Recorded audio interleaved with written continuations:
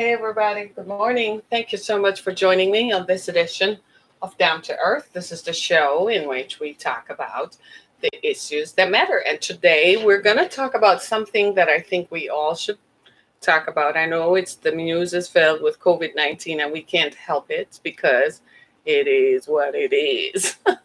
I say that with all brevity because my kids keep saying it. And I'm like, where do you guys get this stuff from? It is what it is. That's what they say. So it is what it is. We're in the era of a pandemic. It's historic because we never thought in our generation that we would be here, that we would actually be here live, living in this. But yet here we are. And so as we matriculate through it and go through it, there are a number of things that become evident. And one of the things that become evident is that there are racial disparities in healthcare. We knew about those, but they have become evident in the treatment of COVID-19. And I'm going to talk about it within the context of how racism is still endemic, still institutionalized, even in healthcare, even when people are in dire need of being cared for. Even when people are very sick, we still stop to think of the color of someone's skin in order to determine whether they should live or die. And this is shocking because this is 21st century America and this is 2020. This is not 1920. It's not 1820. It's not even the 1950s or the 1960s. This is 2020. A pandemic is on the loose that is taking people's lives. And yet when people show up at the emergency room and say they're sick and complain of factors affecting their illness, you're still sending them home. So we're going to talk about it, and we're going to highlight three cases that have taken place here in the Detroit area. And I'm going to tell you, I'm not cool with it. So I'm just going to say it out loud. I am not cool with it. Harriet is not cool with this because I too have been on the receiving end of racial bias in healthcare. I too have had to say something, and I will tell you more about that. I probably are going to do a documentary. I was invited to participate in a documentary about Black women being pregnant and showing up at the doctor's office and being mistreated because of it. I never knew such a thing could happen, and yet it continues to happen, right? And it explains a lot why so many Black people are dying from preventable diseases. We used to think that it was, of course, the media and the healthcare establishment presented it as if this is something that happens to Black people because of poor dietary practices. Dude, I've been around people. There are poor dietary practices in every ethnic group I've been in. In every group, white people are ethnic just as well.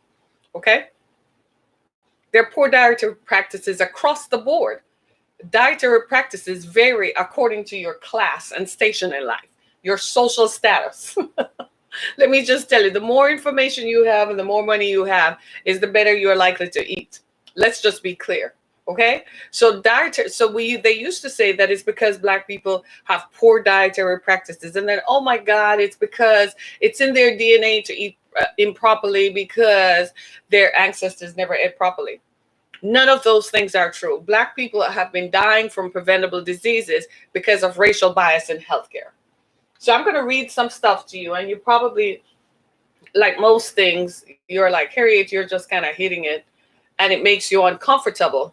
But it's a call to action. Yeah. So for many Black families, mounting coronavirus deaths bring an added burden as they wonder whether racial bias has played a role. Decades of research shows that Black patients receive inferior medical care to white patients. A long history of experimentation, exploitation, and mistreatment has left many African Americans deeply suspicious of the medical establishment. So that's one issue. Now comes COVID-19 and the fear among many families, social scientists, and public health experts that racial bias might be contributing, listen to this, to the disproportionately high rate at which the coronavirus is killing African Americans. Will America ever get its deeply entrenched racial bias? Will it ever? Will America ever get past this? Or will African Americans continue to suffer from improving racial bias in medicine? I just want to put that out there because so many of us have been recipients, or we know family members who have been subjected to institutionalized racism. It is what it is, institutionalized endemic racism. It is not a joke. It's not something to patty over. It's not something that maybe I can get over. It happens. And it happens more than you. There's racial bias in education. There's racial bias in credit. There's racial bias, for goodness sake, standing in the line at a grocery store. There's racial bias in housing. The report is very conclusive. And you can find it anywhere on the New York Times. It's in the Washington Post. It's in the Wall Street Journal, everybody. But here's the big deal. Here's the biggest part about it. You can go to the CDC's website, and they will actually show you where, when the pandemic started, the CDC issued a bulletin to healthcare professionals to be wary of the fact that they could practice racial biases. It tells you that the government already knows. I know this because I am one of those individuals who have been advocating for an end to violence for so many years now. And just a few years ago, I was a guest speaker on the Arkansas Minority Health Commission's symposium on racial biases in healthcare and how the social determinants of health are contributing factors to why people, especially Black people, have been subjected to preventable diseases. This is a fact. This is not something that is made up. And I know a lot of people, oh, you folks are just talking. And in the era of Trump and Trumpism and whatever Mr. Trump feels like he needs to do to win an election, he kind of just run roughshods over whatever it is people are experiencing, because frankly, he doesn't care. At the end of the day, Trump is building his brand to make sure he and his family continue to be millionaires for generations to come. So he really is not someone concerned with people's health long term. Neither is he concerned with what happens socially. The Republican Party got dragged into it because they were mostly white anyway, and it kind of brought out the worst in them with all of this. And now everybody is sitting back acting like, I'm going to hide because this didn't happen. No, it happens. In fact, once in this story, there's a case of a 63-year-old phlebotomist. God rest her soul. A 63-year-old phlebotomist who works for Beaumont in Farmington Hills, and she works at the hospital, so she's not retired. She worked there, and she went to the emergency room 4 times, and they refused her. They did not test her for COVID-19, even though she displayed symptoms. They sent her back home with Tylenol and a cough medicine. White people show up just saying, I have symptoms of COVID-19. They're tested, isolated, quarantined, and given treatment. I'm telling you what happens in healthcare. We see where racial biases, implicit biases, we all have them. We all have implicit biases where we look at people and attach to them what our perceptions or what we've been socialized to think about specific groups of people. And we practice it without even recognizing it. That's why it's called implicit bias. You react to it. And I'm going to be honest with you. Racial bias is not confined to just how white doctors treat Black patients or white nurses treat Black patients. It's everybody who is, because today the healthcare profession is made up of minorities, right? They don't consider themselves minorities. They think they're part of the establishment now. We're talking about people from South Asia and Asians and the Middle Eastern professionals who are part of the healthcare establishment, who treat Black patients as if they don't matter. They are just as bad as whites. So when we talk about racial bias in healthcare, we're doing it within the context of how systemic institutionalized racism is pervasive in the American culture. But at the same time, we have to look at who are the practitioners of healthcare today. It seems to me that minorities, Middle Eastern professionals, right, of Middle Eastern and Asian descent, have imbibed the attitudes of white colonial masters. It just looks like it. Because have you been to a doctor? They talk down to people. I have been in settings where I've had to look at people and say, really? You talk to me like that, we're going to have a problem. I'm going to have your license by the end of the day. They look down on people. They ascribe to Black people economic disparities, and based on your address or zip code or where you live, they don't want to touch you. Especially Indian professionals from India, they are especially good at this because according to their caste system that they are accustomed to, dark skinned people are poor and are have lousy health conditions. So they bring those attitudes to their practice in healthcare. It's something no one wants to talk about, but it is what it is, because for Black people who live in America, it's like just one thing after another. You just got here. So how is it that you as a minority just got here and you want to treat the people who have lived here for more than 400 years as if you're better than them? You're absorbing attitudes.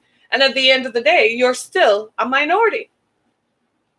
It's the worst thing you can imagine. Imagine you turn up in emergency rooms and you are sick with symptoms. And this explains in the report, it explains quite that there have been studies that have been done why Black people show up with symptoms of a heart attack in emergency rooms and are not provided with care that could save their lives. I'm going to ask you all to start doing this. When you or a family member goes to an emergency room, you need to take the medical report that is generated by law. You are given a copy. You need to read it. And if when you have read it, it does not coincide with the symptoms, you need to file a lawsuit. Some of you all, if you still have it, you need to go back and file a lawsuit against the healthcare establishment because they have done you wrong and they have done your family members wrong. In the Detroit area, there were 3 cases. There's one case that is still under a due purview right now because the gentleman went to 3 different facilities and was not provided with care that could have saved his life. So Black people were showing up in emergency rooms, and let's just put this into context, because the White House had a whole spiel about it. Well, it's an election year, everybody trying to get votes. But let's just be clear. This has been going on and predates the current administration. But that doesn't mean that as an administration, they're not responsible for the health and well-being of everybody else. It does not give anybody a pass. It means that everyone who is a participant in this ought to be held accountable for being so stupidly racially biased against people. It makes me wonder, have you guys ever been into rural America and seen how rural white folk live? Do they live any different from rural Black folk? Poverty is poverty. So how in Dickens' name you're going to treat people as if they don't matter? In one of the stories, a gentleman who is an engineer in Illinois, went to the emergency room several times. He went to the urgent care. He went to the emergency room to beg for attention, for medical attention, and they sent him home with Tylenol. He eventually died from COVID-19 in his mother's basement. I think those folks are going to file a lawsuit. And of course, when the New York Times when the news media contacted the hospitals, they issue a statement. You all need to shut the hell up. You are wrong on every count because you know your practitioners of healthcare continue to perform biases. Black women are dying in childbirth because of racial bias. Black men are dying from heart attacks because of racial bias. Black mothers and grandmothers and aunts are dying from preventable diseases because of racial bias. And the practitioners of medicine today are no longer white. There are a multiplicity of ethnic variations, and they have imbibed the attitudes of their white counterparts, and the establishment continues to let it happen and then present the data as if it doesn't happen. This is ridiculous. Y'all are going to hear me today. I know they listen. I know they hear. And I'm calling you out on it. The white establishment, the healthcare establishment is biased. Most of these folks in Detroit, when the dust settles, people are going to file lawsuits. Because when the dust settles, they're going to realize that their family members went into the hospitals for medical treatment that was highly preventable. They could have lived, in other words.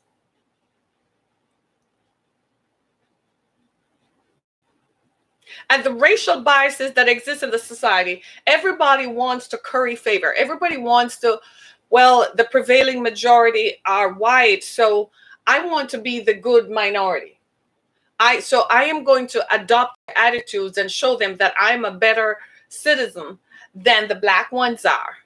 That's the attitude. So they imitate and imbibe the attitudes of the white majority, much to the detriment of the health and well-being of black Americans, who, by the way, paid the price for over 400 years so they can have a country to come to. America is great because blacks and whites coexisted and built the country so others can come. Imagine that. Maybe that's why in a lot of cases when people explain to me, especially members of the GOP, when they try to explain to me the thinking on the latest draconian emergency measures from the president, I kind of shut up, because you can see where people are thinking. They're like, but Harry, these folks are coming here and they're taking jobs that we could have had. And I'm like, really? Are you all going to be anesthesiologists and doctors? And they're like, well, how about the jobs they take away in programming? And how about the jobs they take away in call centers? And I'm like, you got a point. Do you see what I'm saying? Because it's almost as if I can see where it's coming from. Sometimes you have to listen to both sides of the equation. Here in the Detroit area, for instance, 6 years now, it was brought to my attention that black women were dying in childbirth from disease, from nothing, that it could have been prevented. And it was brought to my attention by a practicing OBGYN who is associated with a major university downtown. And I couldn't believe it. And he explained to me that a number of the healthcare professionals around him are Middle Eastern. And they were worse than white folks in the distribution and disseminating of treatment and racial biases against black people. I was shocked. I said, well, I shouldn't be shocked because 17 years ago, my youngest daughter is now 17.5 years. And 17 years ago, a similar thing happened when I was giving birth. I almost died in childbirth. They didn't do enough due diligence to see that the baby was bigger than I could have naturally. And they didn't perform a C-section. I almost died. The baby almost died. When she came out, she was blue. And the healthcare practitioner who was supposed to hold her would not touch my baby. She was a dark-skinned Indian doctor who would not touch my baby who was born looking like me. Imagine that. Afterwards, when the drugs wore off and so on, I was livid. I said, don't have her come anywhere near me. And they actually moved her out of the hospital, and the attending doctor retired so that we couldn't sue, because I was going to sue them. I didn't give a care. My daughter almost died. They had every attending. They had all kinds of people in the room because they did not attend to me properly because of racial bias. Living witness. I have had to stand up for myself because my doctor would have tested me for everything, not on the basis of my personal health. It's been shocking her for almost 17 years that I don't have any of these preventable diseases like high blood pressure, but it's been diet controlled by my diet. And the more information I had, I ate better most of my life. Every now and then I do eat a piece of fried chicken or some mac and cheese, something I should not eat, but it's not my everyday fare. Most days I eat very normally, healthily. Take my vitamins. This has been going on since I was 18. It is evident. And yet, because of racial biases attributed to my ethnicity, they continue to test me for stuff that my grandmother is 98 years old. They just found out and I'm like, she can't have diabetes. She's 90. She never had it all her life when she was running around town. My grandmother was running around town until she was in her 80s. My family started slowing her down. Telling her, you're 88, you should slow down and this. And she's like, I gotta go. Up until she was 88. Are you listening to me? So I'm wondering, at what point is this racial bias going to end? It seems like, so in other words, what I'm saying is, even though there are less white doctors, right, and less white nurses, especially in urban areas where most Black people tend to congregate. So where is this? Who is practicing this racial bias? They're Middle Eastern professionals. And the media itself likes to paint the image of, well, we're all equal. Well, under the law, maybe, but in practice, we're not. Maybe the law says so. I don't know. Sometimes I wonder about that, because even if the law says so, people still want to march in the Capitol with their guns, with the news, while a Black lieutenant governor is still there. You know, I grew up with in a culture where Bob Marley was a singer. I never appreciated Bob Marley as a fortune teller or as a social commentator or a social scientist whose observances of culture could have made any kind of impact. I never thought of him within that context. But a few years ago, when I was sitting at a conference in Arkansas, I could not exclude from the fact that this song of Bob Marley kept coming up in my I could just hear the words of the song. Until the philosophy that holds one race superior and another inferior is finally and permanently discredited and abandoned, there are always going to be disparities. I paraphrase that, but that's what the song says. I think the song is called War. It's on an album. I think so. Right? And I said, oh my God, until the philosophy, because it is a philosophy. It's a way of life. It's a way of thinking that influences culture and influences the way that we live. So it is what it is. Now, when I read the article, this didn't just happen in Detroit. Because the CDC is aware of racial disparities and biases in healthcare, they issued a bulletin. You can go to cdc.gov and find it. But the fact that the CDC had to say, hey, if this happens, so they found that it's when the rates of infection of COVID-19 began spiking across the country, the CDC said, whoa, we need to look out for this. Sure enough, it happened. And it's enough for you and I to sit back and wonder, will we ever get past our racial biases? Will we ever get past the fact that we need to look at people as people and stop looking at people through the eyes of color? My friends, I'm here to tell you that in a few years from now, maybe in my lifetime, maybe in your lifetime for sure, we're going to live to see where the minority is the majority in America. It is happening as we speak. And that minority will be comprised of 26% Hispanic, 13% Black, and the rest a smattering of other ethnicities. That will become the new majority. And the minority will become whites. What are you going to do? So you won't be that many people in numbers.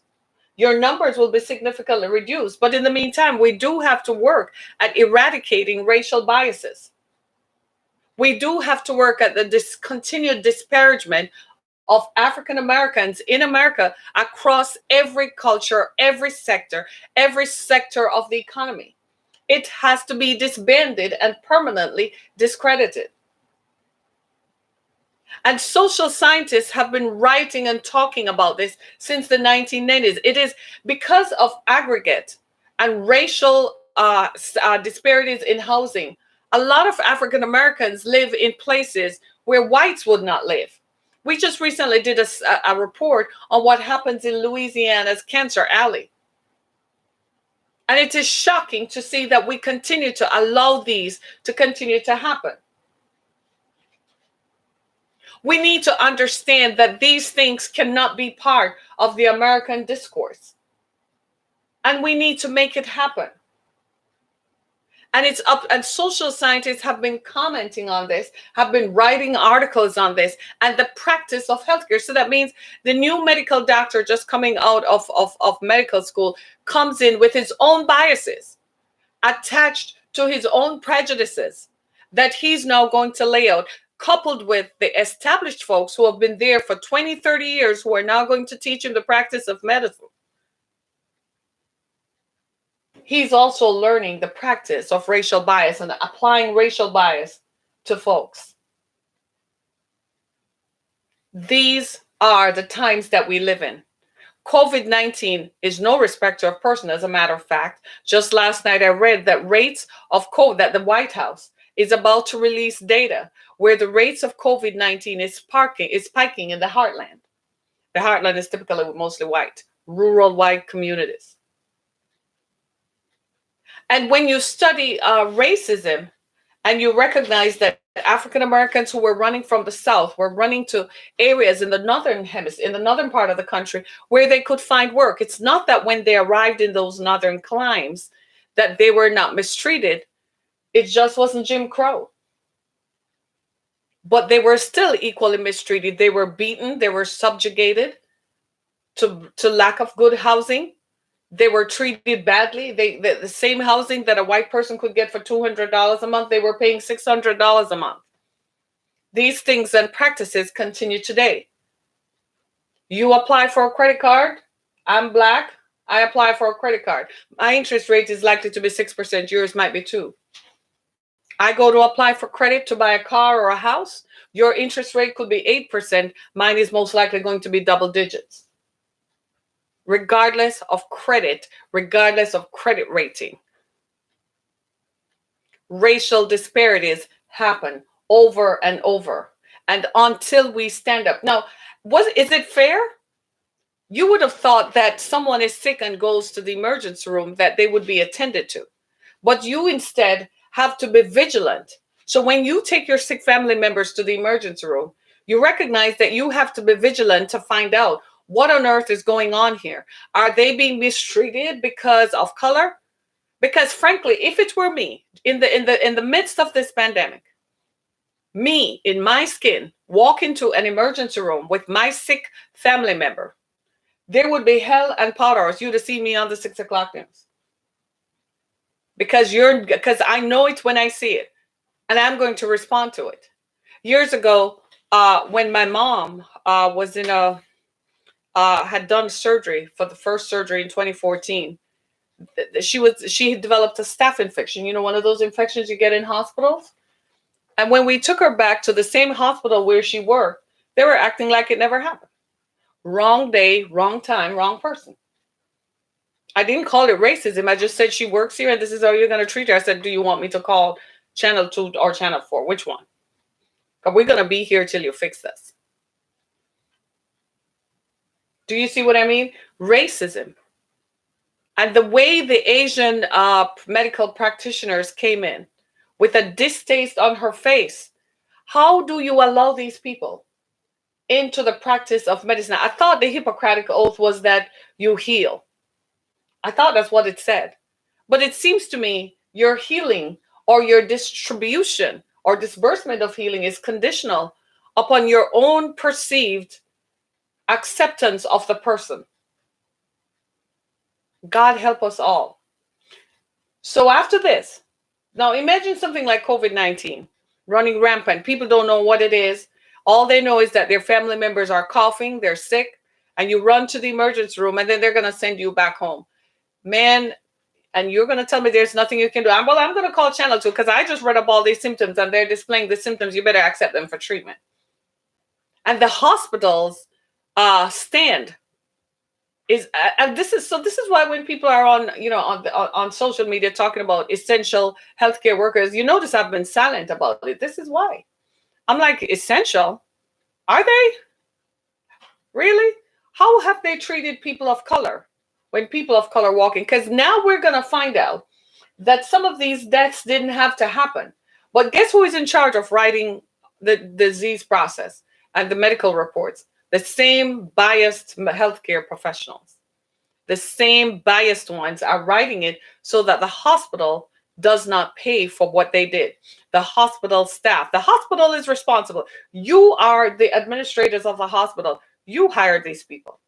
They are acting based on what they have been told and what you have socialized them to believe are acceptable practices for your institution. They absorb your culture. And your culture is, we don't want those people here. So they're just being good workers by just acting it out. Well, we're going to save this for other people who come in. And by we are going to save it for people who come in. And by saying people, you know who they're talking about. It's the craziest thing ever, isn't it?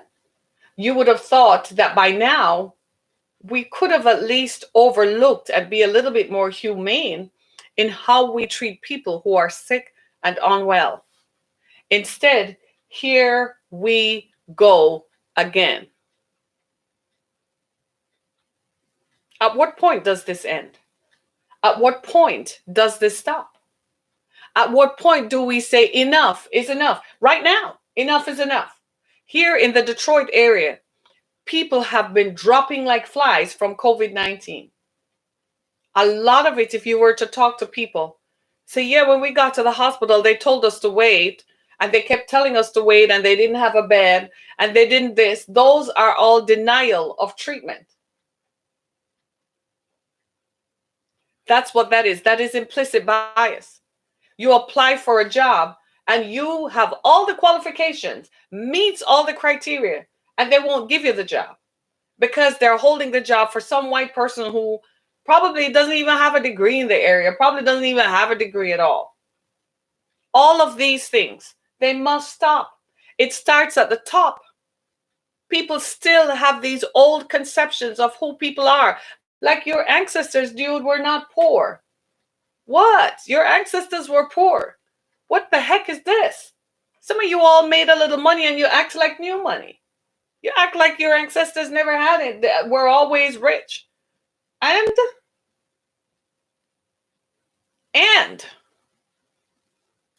and we continue to let these attitudes imbibe. Recently on Twitter, some time ago, a young black woman was talking about how she was treated by the white nurse in the hospital where she went. And the nurse said, this is how you all coming here pretending to be ill, but you're not. And they had her on video. She was eventually hopefully removed from her job. But she's going to go somewhere else and get hired by the white establishment who is going to overlook what she did. Because at the bottom of it, they feel justified. They feel like it is right.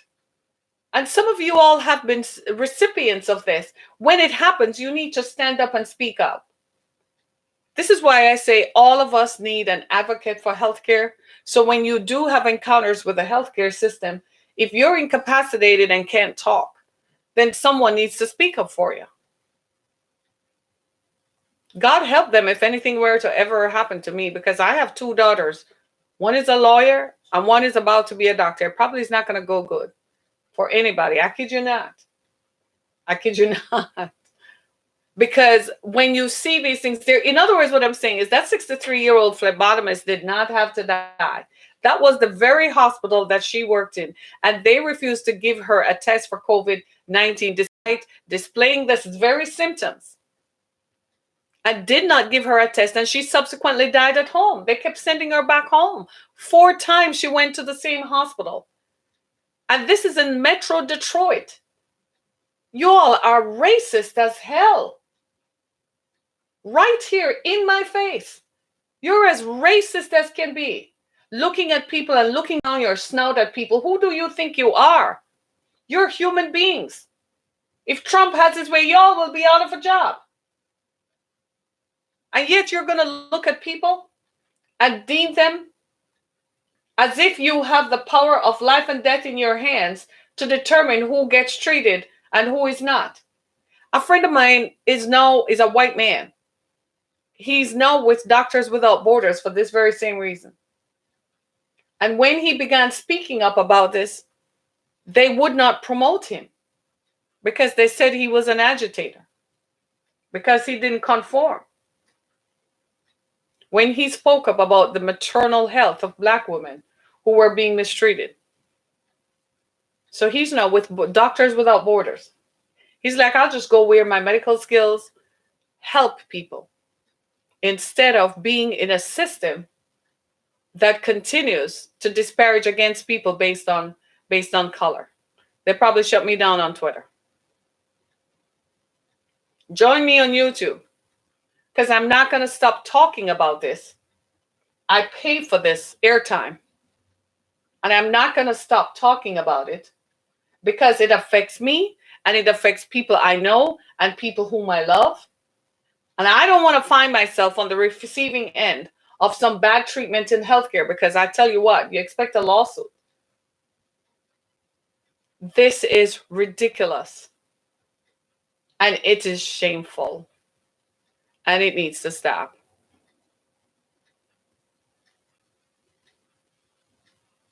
These racial, this is why I refer to them as implicit biases, because you listen to people and you listen to where they're sent and you attribute things to them. You say, well, like I recently applied to Central Michigan University. That's a whole other story. And I was speaking to the academic advisor. I kid you not. And she mentioned that I would need to listen to this. She mentioned that I would need to take an English equivalency course. I almost fell off the chair laughing. I kid you not. I am an English speaking, native English speaker because that's my native language. First of all, I grew up speaking the Queen's English, if you want to know the truth. And Americans are like, oh, yeah. So for her, I'm making the comment because for the academic advisor at Central Michigan University to say that I need an English equivalence, of course, is strange. I'm also a published author who has published books written in English that are translated into other languages of the world. So tell me again, why do I? She couldn't answer that question in an email. I'm not going to ask you person to person. I want you to answer it in an email. Are you listening to me? These are racial biases. I had to ask her the question. If I were right, would you have said that? No answer to now. Still waiting. These are what are referred to as implicit biases. You look at people, you attribute to them a social status, you attribute to them what you think should happen to them based on your perception of who they are.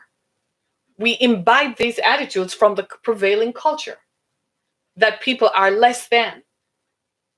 Are you watching what COVID-19 is doing? You realize that we have reopened the country too quickly? And so these rates are going to be mammoth in a few. It's going to be horrible. We're at the calm stage now where people, it's just enough for you to say, okay, I can go out and engage. And you're going to go out and engage. And by the 1st of June, the middle of June, you're all going to be crying. Do you think COVID-19 respects my color or yours? The healthcare system is what is making the difference. They're determining who lives and who dies, as if the power of life and death is resident in their hands.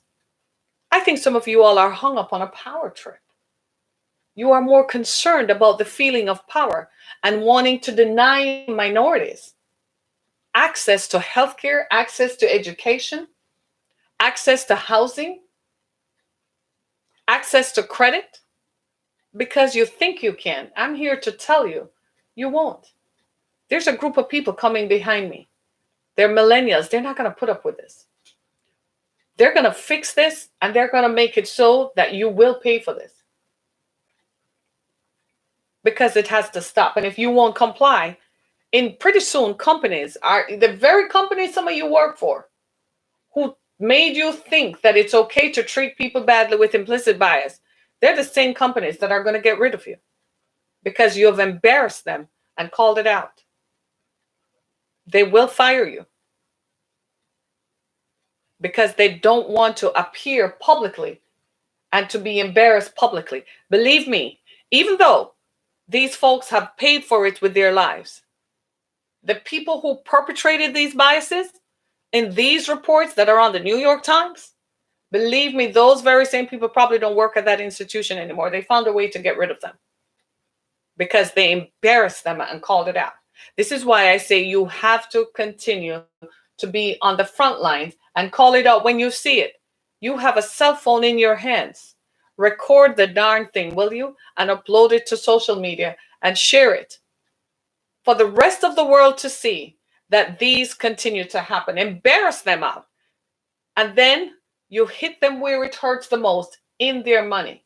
Let them file for bankruptcy when so many lawsuits have been filed against them for the way they feel that they can get away with treating people. It is an anomaly to me. As for me, I value human life. I don't know about anybody else, but if you're a human being, regardless of your appearance, regardless of what you do, you come to me for help. Anything I can do in my power to help you, I am going to do it. Why is that a difficult thing for others to do? Why? And so we recognize that these are the issues that must change. I got to go. I got to wrap this up. These are the issues that we must find solutions to. And I want to say to all of us that it's time out for this. I can't believe that a pandemic has come that has nothing to do with any of us. We didn't start this. We didn't create it. We didn't create the conditions for it. And yet it has come. And yet people, my people, are being treated as if they're less than. Because some white person, some Asian person, whether you are from China or Japan or Korean, whatever your nationality or ethnic majority is, if you're Indian, you're Pakistan, or you're Arab, or from somewhere in the Middle East, you come to these United States and you dare to treat Black people differently, imbibing the attitudes of white people and treating Black people differently. It is the most unbelievable thing I have ever seen and heard. With blatant disregard for human life. You really need to think about that, because some of you who are practitioners, your skin color is the same skin color as the person you have just mistreated. You need to think about that. Put that into context, if you will. And this is going to happen more and more because the rates of COVID-19 are going to continue to spike. Go to my website, harrietkemmick.com. I'm going to post the link for this article. We all need to read it and absorb it. And I'm going to post the link so that we all are aware. And if you have been mistreated, file a lawsuit. Secure and save all the data that you have on the treatment of your family members. File a lawsuit. Make it plain so that they see it. And when they see it, they will run from it. Let the evidence speak and let the facts speak for itself. This is a racist establishment, and this racism is killing people off. In the midst of a global pandemic, we're still killing people because we imbibe and have racial attitudes towards people. This is shocking and it is silly, and it must stop. My name is Harriet Kimmick. Go to my website, harrietkimmick.com, as well as listen to my podcast on Apple, Google, Spotify, iHeartRadio. Get a copy of my book, Through the Fire. It's available on Amazon.com. It will tell you a lot about how the justice system treats people of color and women of color who come forward with evidence of being mistreated. Thank you so much for joining me today. This is Tuesday. Have a terrific Tuesday, everybody, and take care and stay safe. We wear masks. It helps. It does help. Be blessed, everybody. Be blessed, everybody. Hey, Twitter. Thanks so much. Thank you for using Blog Talk Radio. Goodbye. Thanks, YouTube. Thank you, everybody.